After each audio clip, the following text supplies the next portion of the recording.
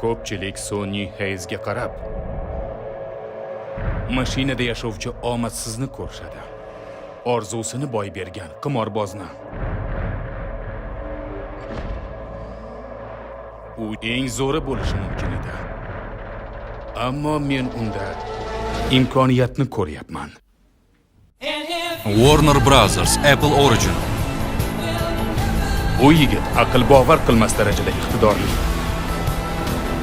Lekin u juda yosh. Sen va u bum super jamoa. Oxirgi marta qachon g'alaba qozongansiz? Yaqinda, Daytonda. Uzr, men Formula 1 ni nazarda tutgan. Ha, unda sen qachon yetsang o'shanda. Jozef Kosinskidan. Top Gun Maverick rejissyori. Yangi poygachi ancha qari va kalta fahm, lekin juda ham tez. Bir-biringizni biroz konstruktiv tanqid qilishga urinib ko'ring. Bunaqa ezma bo'lma. Maraz bo'lma. Qo'ldan kelgancha.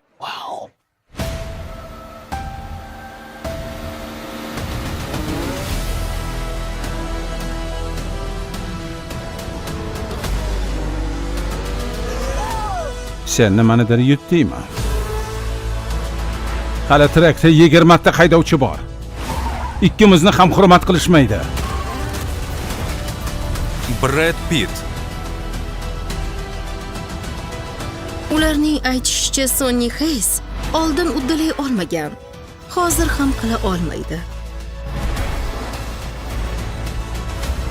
Agar hayotimda faqat bir narsa qilishga imkonim qolsa, men haydashni tanlayman.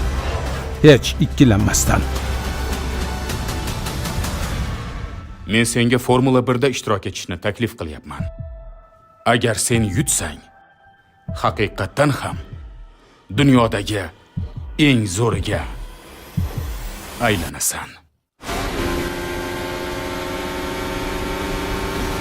Formula 1